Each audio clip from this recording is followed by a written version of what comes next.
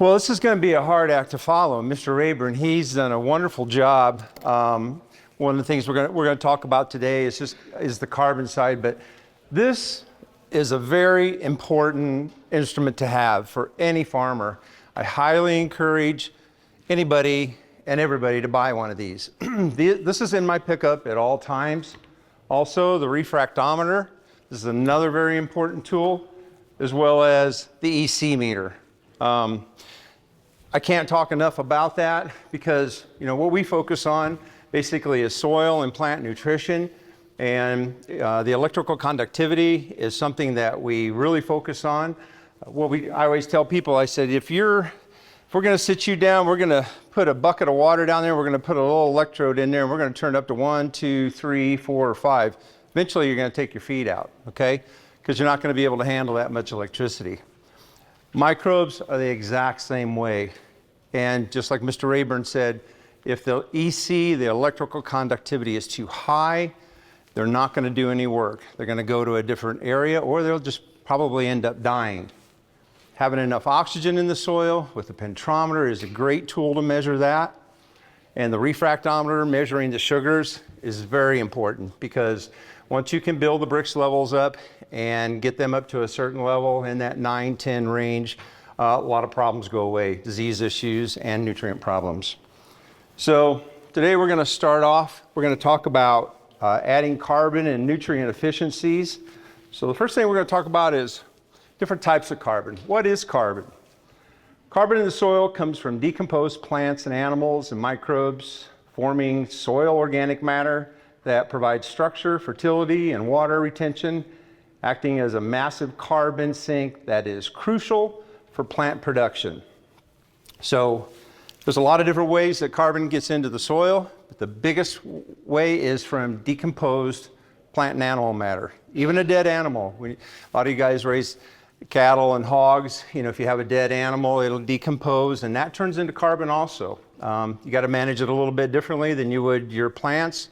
A previous plant or a previous crop that you want to turn back into the soil, and all those nutrients are going to be very important. If you have a nice healthy plant, those nutrients can go back into the soil, and later on we're going to show you a couple slides where we've done some trialing work and how that shows up also on a soil test. So why is carbon so important to have in the soil? Well, it's at the top of the list. There we go. It's at the top of the list. 47% carbon, 43% oxygen, 4% hydrogen, 3% nitrogen, and 39% other minerals is what makes up a good soil. So we got organic carbon. Organic carbon comes from once living plants. So say you have a crop, that you harvest that crop, and now we want to break that crop down and put all those nutrients back into the soil. So that comes from your stems, roots, dead organisms. Microbes feed on those organisms. They die every 24 hours. They're cycling. You get a new group coming up. They're going to die, go back in the soil, and they've converted all of those nutrients that are in the plant into plant available nutrients. So something to think about. Plants like plant-based materials. It's really not in a plant's DNA to synthesize or process the synthetic nutrients that we basically force it to feed. So when you can break down residue, that's going to be a huge replacement back into your soil organic matter, your CECs, and don't let anybody tell you that you can't build CECs in the soil, because you can. So when you look at corn residue, 200 bushel corn has approximately 44% carbon. That's about 16,000 pounds of fodder or residue per acre that you have in there that you can break down. And all of those nutrients are 100% available for the next crop. Soybean residue, 60 bushel beans, has approximately 33% carbon and around 5,000 pounds of fodder or residue. This is what we do on our own farms. We haven't used any dry fertilizer for quite a number of years. We manage our residue very well. Probably 2006, there was a company that was going around. They were going to pay us quite a bit of money to bale up all of our residue, and then we're going to haul it off. And I said, no, we can't do that. I said, that's our fertility program. Guy looked at me kind of funny. He says, what do you mean your fertility program? I said, well, we have a consortium of microbes and bacteria that we apply on that in the fall, and that all gets broken down, and that's our fertility program for next year. Now, he looked at me like I was a little crazy, but I said, I can show you some, and he was intrigued with it, you know. So he was working for this company trying to come and buy all my fertility that was going to go into the soil for the next year for our next crop. So how this happens is microorganisms, they feed on dead, waxy, lignin material. When the microbes die, they put the carbon back into the soil in the form of dead biomass. Like we talked about earlier, they feed on that residue. When those bodies die, they go back into the soil and release the nutrients back into soil. Every 24 hours, they're doing that. They're cycling, they're reliving, they're dying, they're reliving, they're dying. And it's really key to make sure if you are applying some type of a residue digester in the soil, that you have the right consortium in there, because it's very important to make sure that every one of those microbes are going to stay in their lane and do their job. You know, I'm going to steal a term from a young man sitting right here in the middle of the room. His name is Verlin Sneller. You need to get to know this guy. He's a very bright man and very good, interesting man to talk to. The ABC, aminos, biology, and carbon. That's the key, the real key. If you're really looking for the silver bullet, that's the silver bullet right there. It's going to help you with crop production in today's environment. So these dead microbial matter, it's a major component of the soil, an organic matter. Dead microbial matter makes up as much as half of the total carbon pool in the soil. It can be stored in the soil for long periods of time. As microbes die, they remain stick to the minerals in the soil. So they got this sticky, gooey, it's called glomalin that sticks on the soil particles. And that comes from your mycorrhizal fungi. So your mycorrhizal fungi are going to create this hyphae in the soil. It's going to help bring water and nutrients into the plant. But what they also do is they put this sticky, gooey glomalin around every root, and it protects it from a lot of your nematodes. So your nematodes, they have like a little beak and a stinger, so they'll stick their nose in that. It's just like you sticking your nose in, remember slime? How many guys are around here? How many remember that product called slime? You know, yeah. Imagine putting your face in that. First thing you want to do is you want to clean your face off. Well, it's not, they'll do that and then they'll move on. So it's more of a deterrent for them. So you got what's called label form, which is broken down biologically. That's going to be your fresh plant residue broken down by the living organisms and decomposing the biomass to get more energy and nutrients to contribute to the carbon cycle. Then you got recalcitrant forms. That's going to be, recalcitrant means you're going to change something, okay? So we do this with humates. Humates allow that to happen. Humates have been around for, basically plant and animal matter. When the dinosaurs were roaming on the earth, we had grasses and trees that were hundreds of feet tall. All that went through the ice age, and as you know, when something freezes, it contracts and it moves its way down. And for millions of years, it's moved its way down in the soil, and we mine that out. And how humates were developed was the microbes and bacteria that were in that biomass, in those trees or in that tall grass, actually converted that into what we call humic substances. You have humic acid, you have fulvic acid, and then you have ulmic acid. Okay, so those are the three components of humates. And we use them a lot. I mean, it's a really good carbon source. And once we do that, we can build organic matter. We build CECs in the soil. And we're getting more oxygen, like Mr. Rayburn said, it's all about getting oxygen into the soil, okay? And the more oxygen you can get into the soil, the less nutrients that you have to use. A lot of our farm, we're all non-GMO. We're down to almost 0.47 units N per bushel. You can get there. It's not going to happen overnight, but you've got to focus on the soil first. Once you focus on that and start working on that, you got to look at relocating dollars. We got a trial that I'm going to show later on where we didn't use, it was actually up against some dry fertilizer. Always kind of remember, we're going to go back to the EC question, electrical conductivity. So for every 100 pounds of 0060 or 1846O that you put on, 56.5% of that is salt. So when you put 100 pounds of 0060 out there, you're getting less than 50% of the nutrient. So, and the majority of that is salt. So what did the Romans do when they wanted to take over a territory back in the biblical days? Salted the soil. Something to think about. Not saying it's a bad thing, but just be careful with it. We don't want to do, more is not better. So, the moron approach is really not something we want to focus on with dry fertilizers. So we have alternatives. There's foliars that you can use. We're an anti-salt, anti-heavy metal company. So all of our technology, all of our plant food is very clean. We've got a full line of products from seed treatment through post-harvest for organic and conventional growers, and they are all salt-free. Manures. Manures can build carbon in the soil by adding organic matter and feeding soil microbes that create stable, long-term compounds. Applying manure increases soil organic matter, which improves soil health and sequesters carbon, pulling it from the atmosphere and preventing its release as greenhouse gases. The gentleman that was sitting here that was asking about manure, he asked Mr. Rayburn a question about that.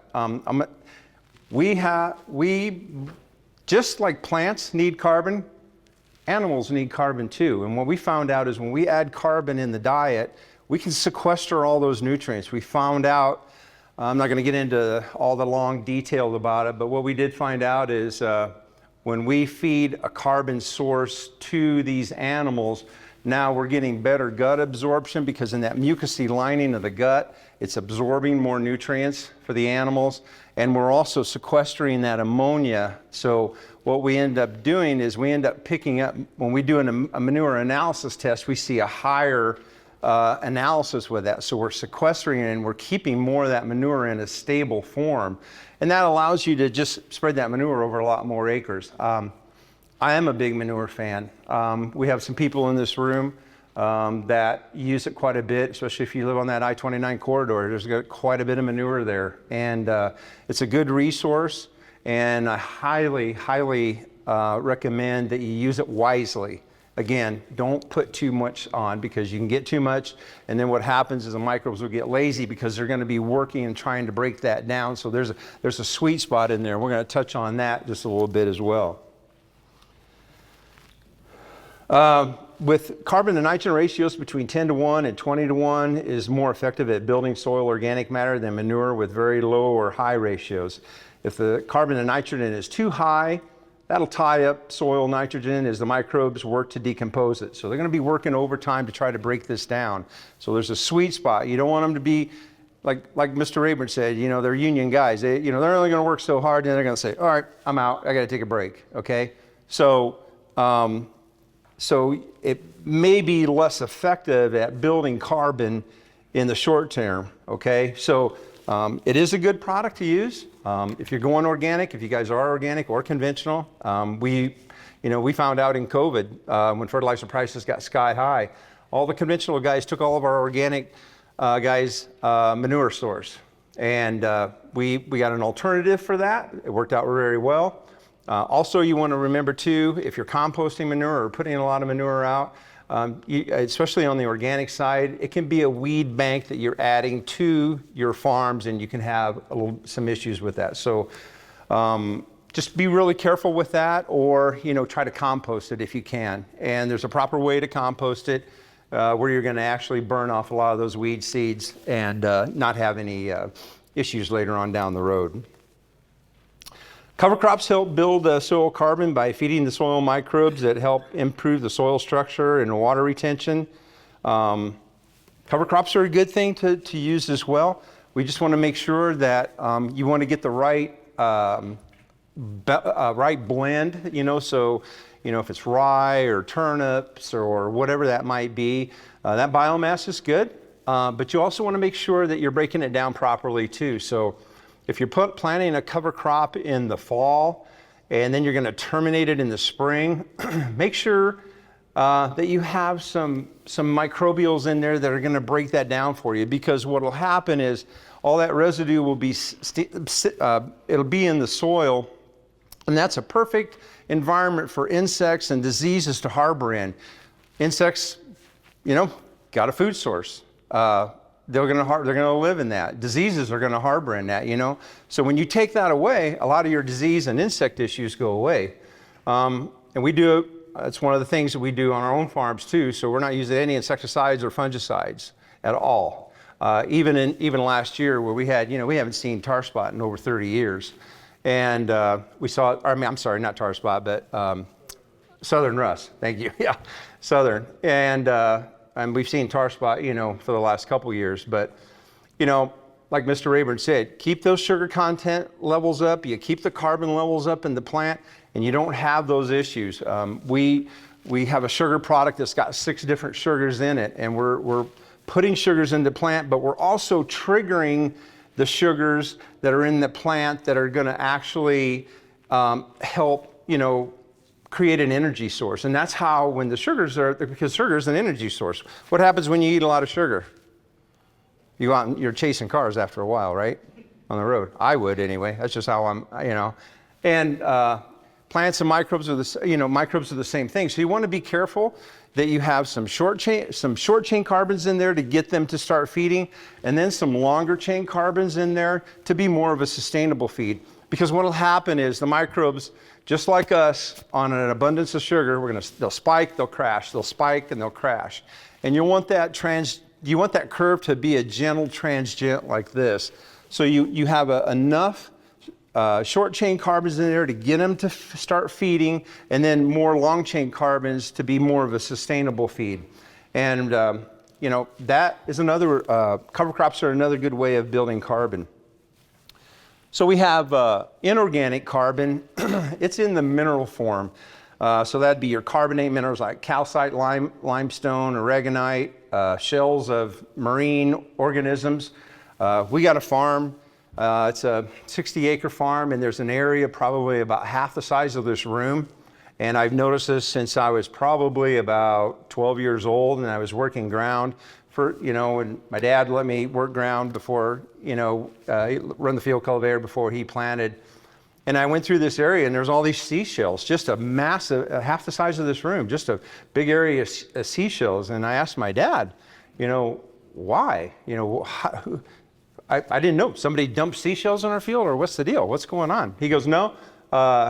He goes, that's just, from time, and they're still there. And we've been trying to break them down for years, but there's just a big accumulation in there because all of that land was underwater at one time as well. So, those seashells just happened to migrate there. So you got weathering of rocks, which is a reaction with the atmospheric carbon. So this inorganic carbon is going to be more prevalent in some of your calcareous type soils that are like, for instance, down in Yuma, Arizona, okay?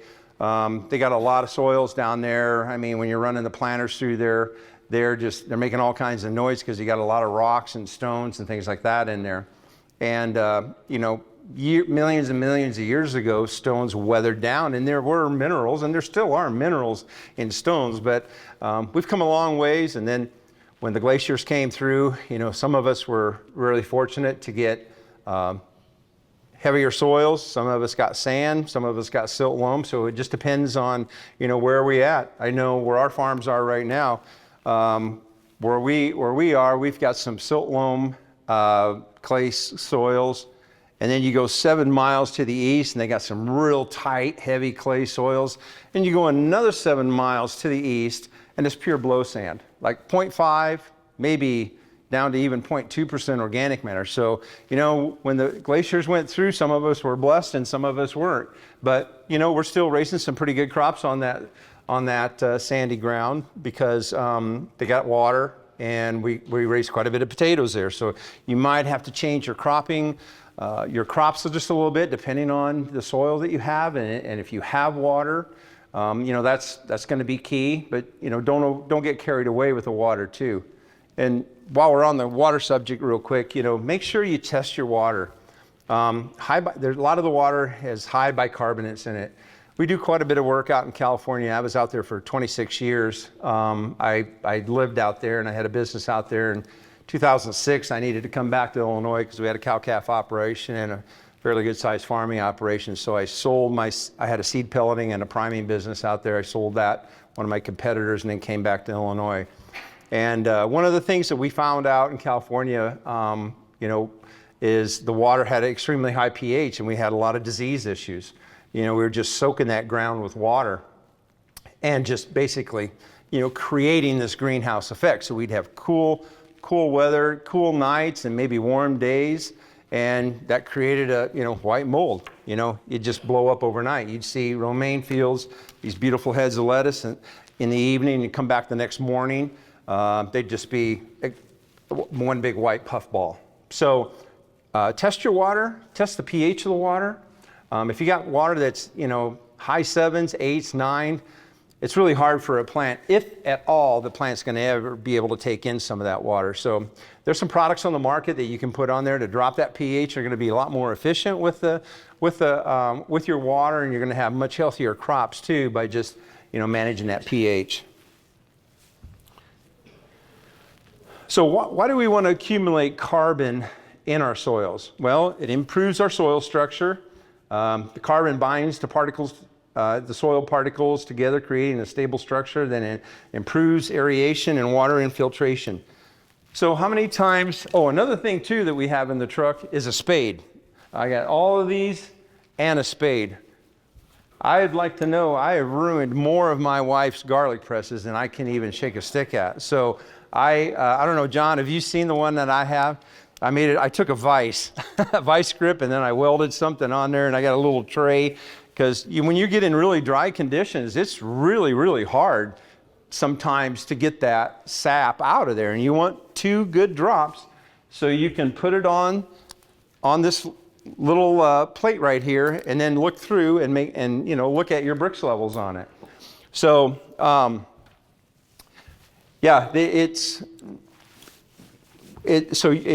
you want that soil to be like coffee grounds. And so I have the spade in there because, we'll take the pentrometer down, and just like Mr. Rayburn said, 150 PSI is between 100 and 150 PSI is optimal. Anything over that, you're low on oxygen in the soil.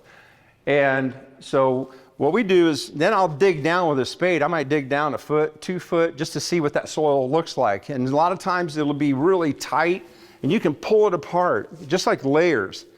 And you pull that apart, it's dry in there. There's no moisture in there. There's no oxygen, there's no moisture in there. So, how are those plants supposed to, you might, if you're running, an irrigation, you might be only getting water down that far.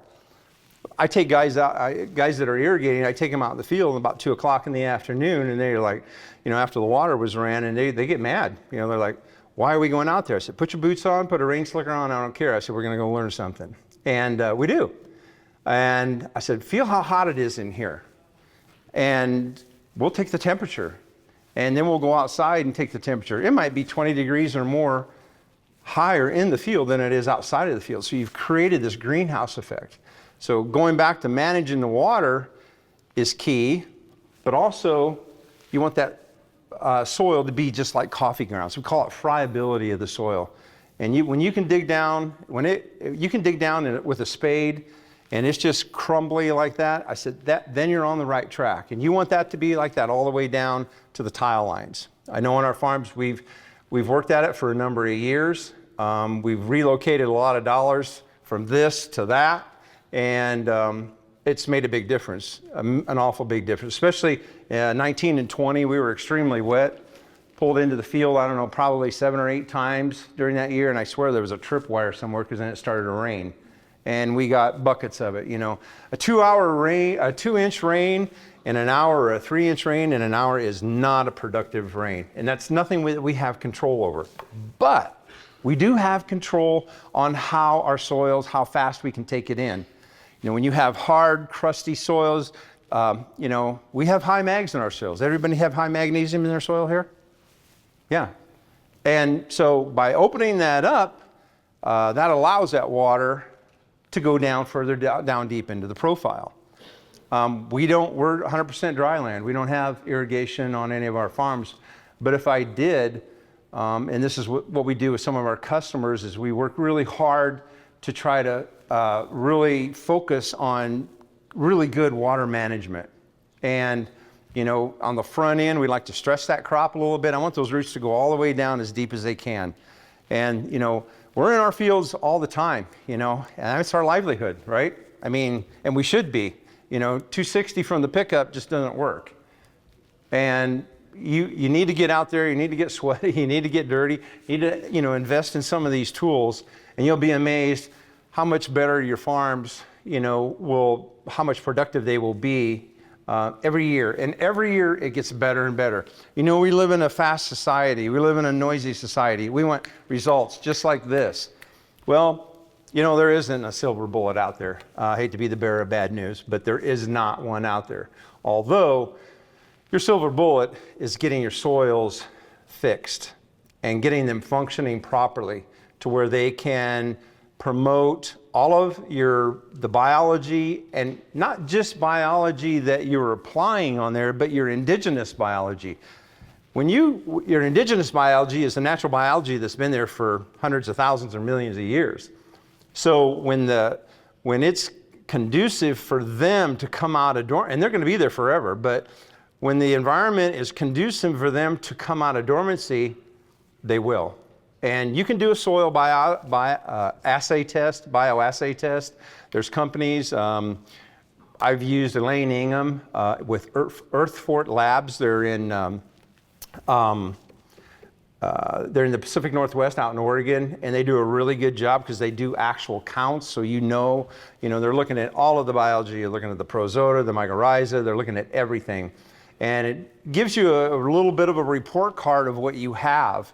It's not a cheap test to do, but you can send a couple samples out there, and it might be a couple $100. I'm not sure. It's been a while since I've sent anything out there, but I encourage our customers to do that, just to get a report card and get a starting point, and then wait a couple years and then do it again so that we can find out, you know, that we are raising the bar every year. So carbon in the soil is going to enhance our fertility. It's a vital source of nutrients for plants by supporting the microbial activity and that nutrient cycling. And your microbes and bacteria, those are your worker bees. You know, we talked about the synthetic materials that we force those plants to feed on. So your microbes and your bacteria have to break that down and make it plant available. So we got to be really good to those guys, you know. And if not, you know, a lot of times, you know, you've done something, you put an application on, you're like, oh man, I'm really not moving the needle here, you know. But I would also seriously advise to invest in the SAP test. A SAP test is like going to the doctor and doing blood work. So basically what it is, you're taking older leaves and you're taking the newer leaves and making sure everything is moving from the top up in the plant. That can be in corn, soybeans, wheat, you name the crop. You know, different vegetable crops, we do the same thing.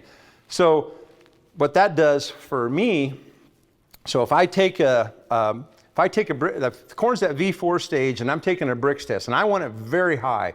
At that V4 stage, I want that Brix reading to be 8, 9 if possible, or even higher. Because you got to start early on. You can't make that up later on. You can't say, oh gosh, I'm at V10 or R1, R2, you know, my Brix are down. You can't make that up. You got to start at the beginning and work your way through the crop, and you got to monitor that. So the SAP test is like taking blood work, and then I can see what I need to be doing. So I'm at V4 now. I can kind of forecast and take a look at things, and now I need to see what I'm doing maybe at that V6, V7 stage. So I like that a lot more than tissue tests, and the reason why is about 30 years ago, I was out in California, and I just wanted to prove something to myself. So I did 12 hours. Every hour I pulled a tissue test and sent it in. And I got 12 different readings. Where I was most consistent on the tissue test was early in the morning or later in the evening, when that plant's at 100% rest. Otherwise, you know, at 2 o'clock in the afternoon when, you know, you got 100-degree weather, you know, you got nutrients moving all over the plant. So yeah, you're going to show some deficiencies, but it's really not a true reading. And that's just what I had to prove to myself. So if you are using tissue tests, just do it early in the morning and then do them later in the evening. And that'll give you a little bit more accurate tissue reading. And the same way with the SAP test. I do the exact same thing with those. Do them early in the morning and later at night. The carbon's going to help soil act like a sponge, increasing its capacity to hold water, which makes plants more drought resistant. Very true. Very, very true. Once that soil is, it is just like a dry sponge. Once you get that soil opened up, and you knock out all those compaction layers, it can take in that water so much better. You get those 2-inch rains in an hour, which are not a productive rain, but at least you're going to take in as much as you possibly can, and it's going to go all the way down deep into the soil profile. We've been dry for the last couple years in our area.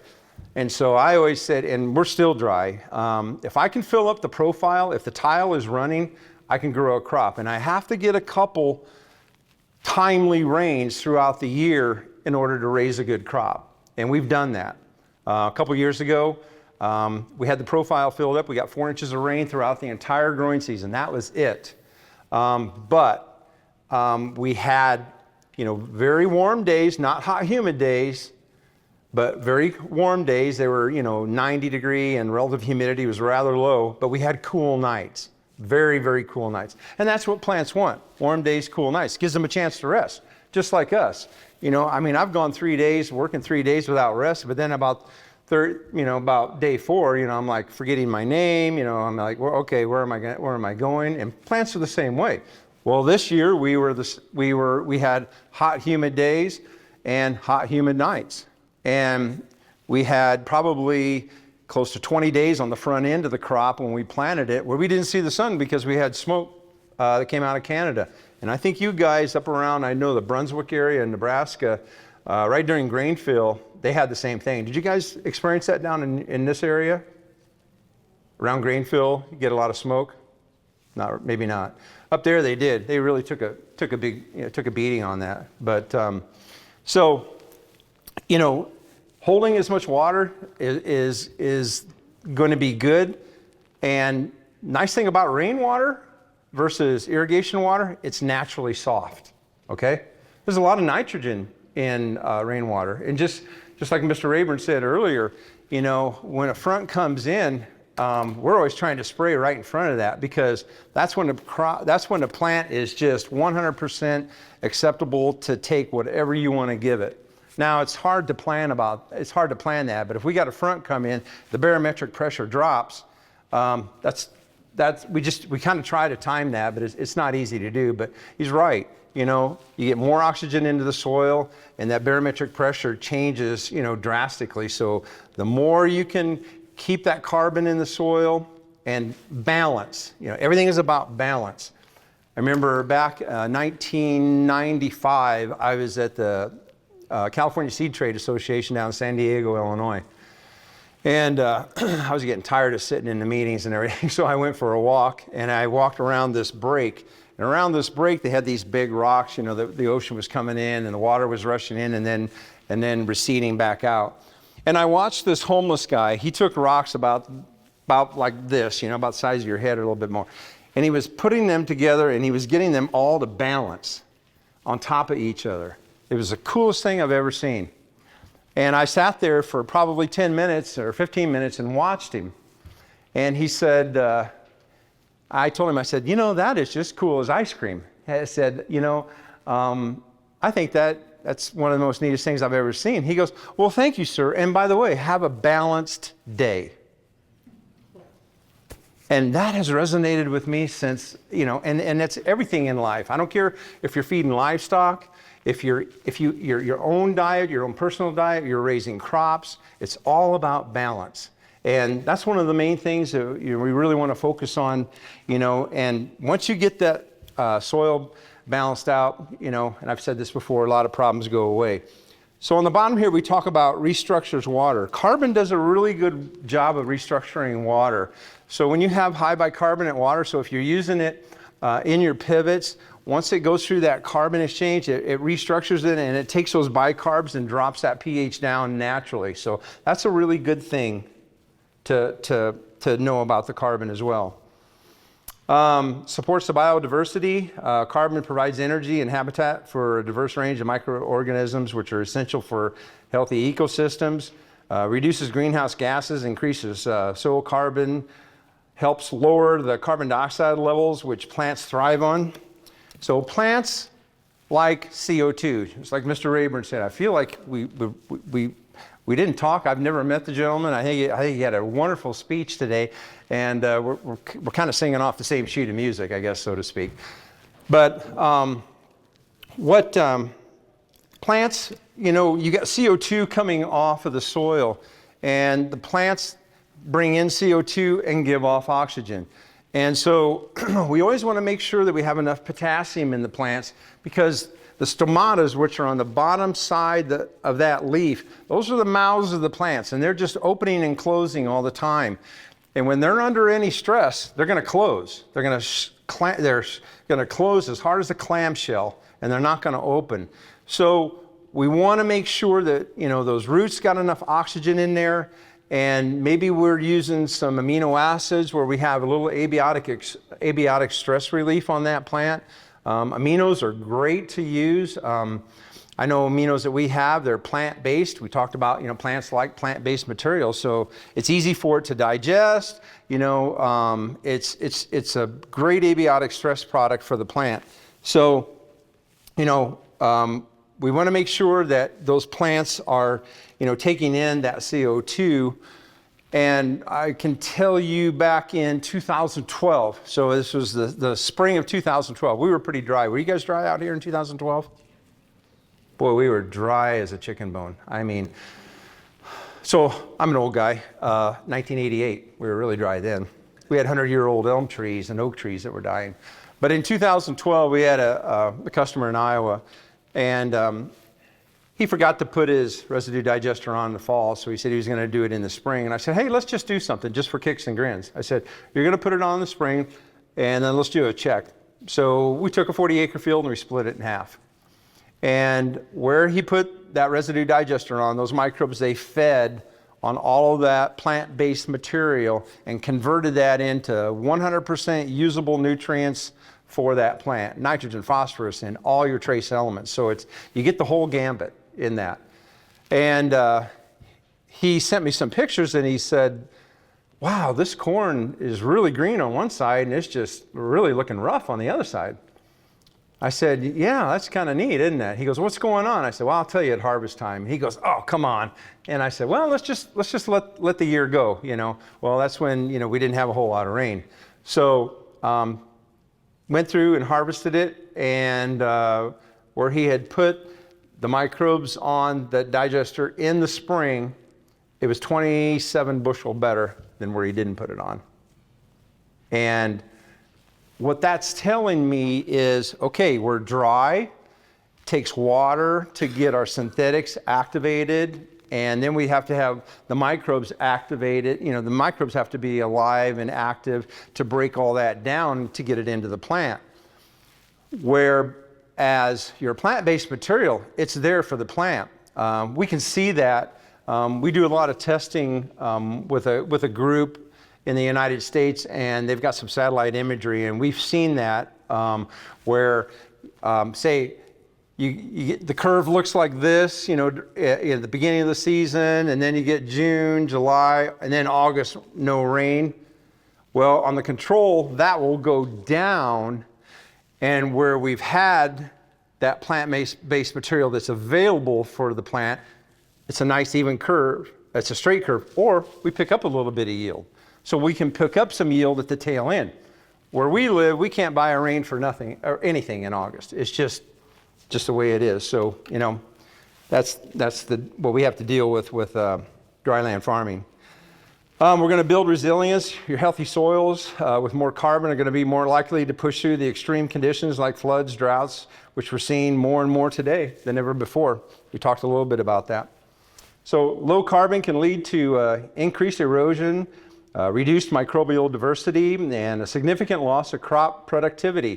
We talked about that a little bit earlier as well. So soil carbon might be something you think about every day, but it's it's a hidden hero beneath your feet every single day. So I guess we really can't talk too much. We can't talk enough about how important it is. It does this by enhancing the soil structure, nutrient retention by providing a source of nutrients through microbial decomposition, improving plant physiology. Talked about that a little bit earlier. In the soil, organic carbon improves nutrient holding capacity and makes nutrients like nitrogen, phosphorus, sulfur, and calcium available to plants.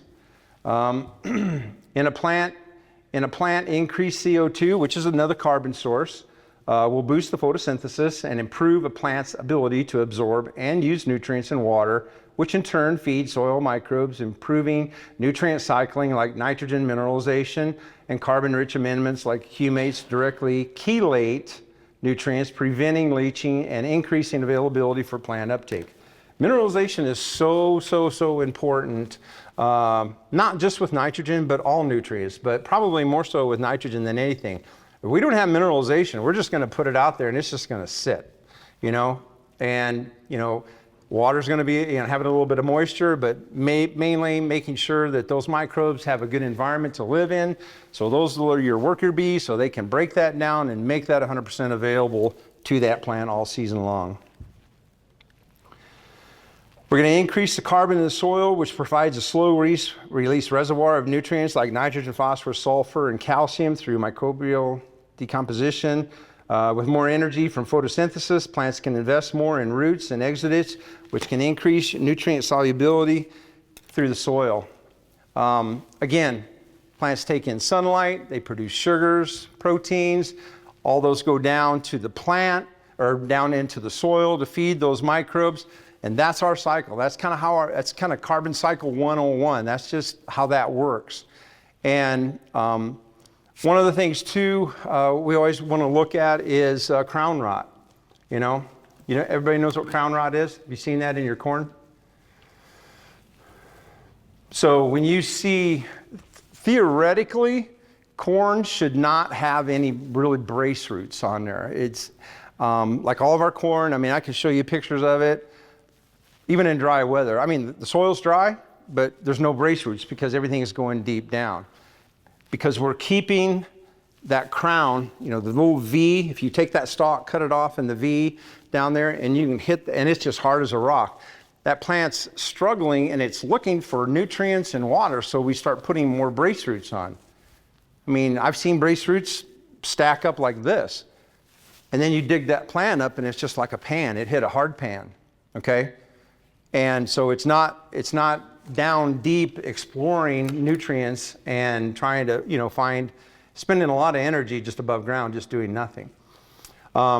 We took a probe, we put a probe on a Jeep. This was kind of a cool project. We put a probe on a Jeep and we were able to go down about 3.5 feet down into the soil. And we pulled that up and I took it off and we did about every, probably 4 to 5 inches, I took some soil and I ran a soil test on it. I just wanted to see how much nutrients were deep down in the soil. And it was amazing, tens of thousands of pounds. There's some technology out right now that can measure that. In this much of your soil, there's tens of thousands of pounds of nutrients, phosphorus, potassium, but I don't think it's coming to market. I think it's going to come to market in the next couple of years, but most people won't believe it because, you look at a soil test and it says, well, the soil test is just going to tell you this. That's right, but this is like taking an X-ray of the soil. It's like doing electrophoresis is what it's like doing. It's very similar to that. And so when you can, and you have that reading, your Melic 3, your heavy extraction, it's only going to give you so much information, but it's a good benchmark. It's a good place to start, okay? So we got a lot of nutrients in the soil. It's just a matter of, allowing those roots to go down there as deep as possible to explore and then pull those nutrients up for plant production. Plants got to pull 90% of their nutrients from the soil solution. Nutrients are tamed from the soil while carbon, hydrogen, and oxygen are tamed from the air and water. The secret to allowing that to happen and ensure you have not only healthy crops, but disease and insect-free crops is to manage the carbon in the soil. like I told you earlier, we don't use insecticides, fungicides. Well, we don't have miticides in Illinois, but we've been working on some projects in California for quite a while. And I'd say probably in the next couple of years, your walnuts, pistachios, and your almonds, well, I get almonds, I think you guys know what they're talking about, And they're not going to have any fungicides, insecticides, or miticides on them so far. And then we've been keeping the diseases out.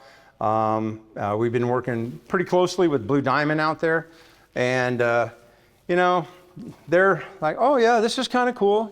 This is California. That's warm and fuzzy. That makes us feel good. But the guys that are really enjoying it are the growers, because they're getting paid premiums on it. Nice premiums. So they're getting paid on size. The crack out's always good on them. We're managing diseases. We're knocking out, just by not having to use fungicides, insecticides, and miticides. That's an $800 an acre treatment that we're knocking out of the program. And we're probably replacing that with about a $120 to $125 program. So it's bringing more value. Some of the older trees, they're doing a lot better. We're managing the calcium out there. We're managing the carbon. And then we're doing it all with nutrition, every bit of it. So what tools can we apply to increase our carbon load in the soil? There's a wide range of carbon products on the market. Many, we can run them in furrow, we can run them foliar, knifed in, or wide drop to the crop. Calcium. Calcium is extremely important for the soil carbon, acting as the glue. As Mr. Rayburn said, the mother, or what I call the bridge. Everything has to cross the calcium bridge to get into the plant. Very, very important. And have the right calcium in there, and make sure you have good mineralization for that calcium to work. Otherwise, it can just sit there.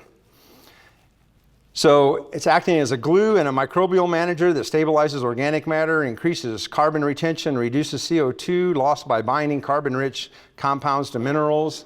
This fosters efficient microbes and promotes stable carbon forms like calcium carbonate, making it crucial for soil health and carbon sequestration. We got humic, I'm going to call it humic substances. So you got humic acid.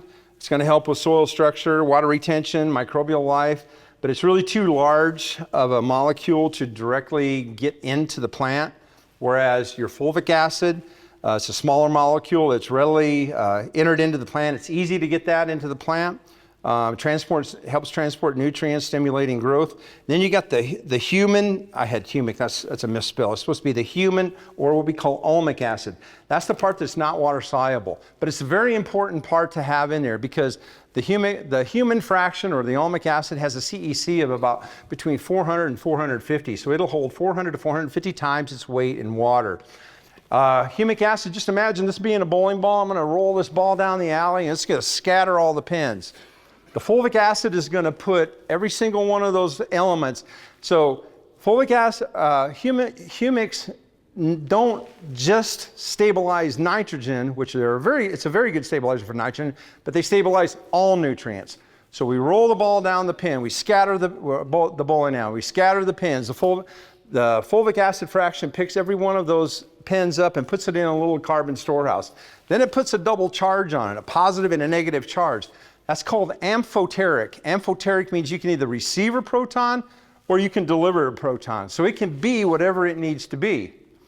And then you have the ulmic acid that's very, very stable in the soil. You're not going to lose it. It helps with your water holding capacity, your nutrient holding capacity, especially on the sands. It's an excellent, excellent tool for sands.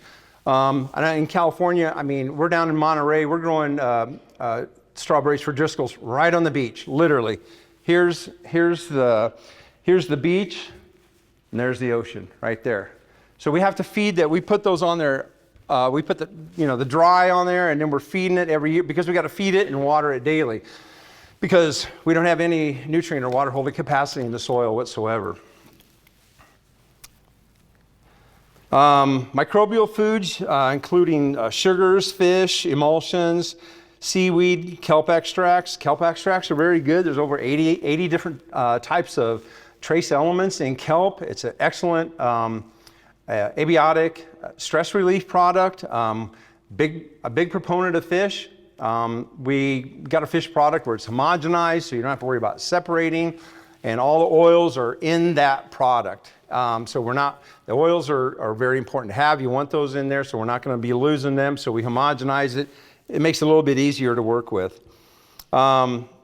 Compounds that feed these are compounds that feed the beneficial native microbes on the plant surface, which is the phyllosphere, and then deeper down the soil, which is called the rhizosphere, that surrounds the plant roots, and it teams up with the microbes that benefit from the root secretions and the nutrient cycling. Hydrolysates are basically means you're breaking down large molecules into smaller molecules. Hydrolysates are basically plant-based materials that are, easiest way, what I tell people, I say we tear them apart, put them together, tear them apart, and put them together about 3 different times, and then it's going to be plant available, okay? Great abiotic stress relief product, great nutritional program. One of the things that makes it easier for the plant to digest because it's readily available for them. And one of the things, we ran some trials 2 years ago, I think it was, and over in Indiana on some non-irrigated sandy loam soils. And we ran our organic program up against the farmer's conventional program. And it was pretty good. It was really cool. If anybody's interested in that, let me know. I can always get that data to you. But the organic corn beat the conventional corn by 10 bushel, and the organic beans beat the conventional beans by 10 bushel. And when you back in all the ROI, you know, what they spend on that conventional crop versus the organic crop, they made a lot of money on the conventional inputs. Now, am I saying you have to convert all of your conventional acres to organic products? No, but they do complement the program quite well. One of the things that we do is, you know, we still use, we make a slow release urea product, and then we use some 32, but I mean, it's very minimal, okay? And we stabilize that. So then we're also using like the hydrolysates, you know, as a nitrogen supplement, not a 100% replacement, because in order to do that, you got to get your soil fixed first before you can go, you know, before you can just, you know, get away from, you know, 28 or 32 completely. There's a lot of carbon-based fertilizers on the market. Just be careful. You know, there's some good ones out there and there's some bad ones out there, but just, you know, take a good hard look at what you're buying. I mean, you know, you can take an aqueous, a liquid solution, and put 2 drops of humic acid in there. Is that a 5%, 4%, 20%? You know, it turns it pretty dark. So it's hard to, you know, just do your homework really well before you start looking at some of these carbon-based materials. I'm going to run through this real quick. Basically, this is a 6-year study that we did on a dry humic, and we put on 200 pounds the acre the first year, 150 the second, and then 100 pounds the third year. And so we ended up getting the control. We were at 70 bushel. We got 80. 2014, we were extremely dry. We went, but we still did pretty good. And then what I want to really focus on, so this is a 6-year estimate for 100 acres. So you got $27,500 net profit it brought to this trial. Break that up. So on a per acre basis, we put like $43.80 some cents to the bottom line. You know, so we had an ROI on it. I can't stress enough to really focus on your inputs. You got to have a return on your investment. We had some guys that are raising 260 bushel corn and they're putting over 300 units of nitrogen on. You're chasing bucks the wrong way. Yeah, you're getting yield, that's fine, but you know, then they're using a lot of fungicides because those plants aren't healthy. Maybe 2 rounds or 3 rounds, or I even got guys that have done 4 rounds of Veltima. So, you know, just be careful with that. All right, here's one where we had a residue digester trial. And basically, LOI, that stands for loss at ignition. That's our organic matter. So basically what we do is put soil in a crucifer, heat it up to 800 degrees, take that off, put it on a gram scale and weigh it and run it through an algorithm. And that's how we get organic matter readings. It's a lot more accurate because otherwise you use a colorimetric chart and somebody's eyes and the lighting will change because those shades change very subtly. So on the control, we came back We took a soil test in the fall, and we came back in June, I think it was, and pulled it again. We can get up, really close because we're all GPS. Organic matter went from 1.2 to 1.4, 173 to 203 on the P, 183 to 326 on the K. Base sat on the calcium stayed pretty close. It did go up just a little bit, 72.1 to 72.7. But look at the base sat on the K. It's up in that 6% base saturation range. That's a good range. Magnesium, you're not going to lower that number a lot, but what you're going to do is you're going to open it up a lot more. So, when you have that high mag level and you're going to open it up and you're still going to be getting more oxygen in there. Sulfur went up, zinc, manganese, iron, copper, boron, everything, the sodium on the very far end came down. And that's pretty high. They've been using a lot of dry fertilizer on this. We want to see that sodium between 18 and 20 ppm. Final takeoff. Really, I'm going to go back because that's what the premise of this conversation was about. It was carbon. Think about reallocating dollars to putting more carbon in. Don't get hung up on all the dry fertilizer. Please invest in this equipment, the refractometer, the pentometer, and the EC meter. They're going to be really good tools for you to manage your farms and manage your soils. And once you get the soils turned around, a lot of problems go away.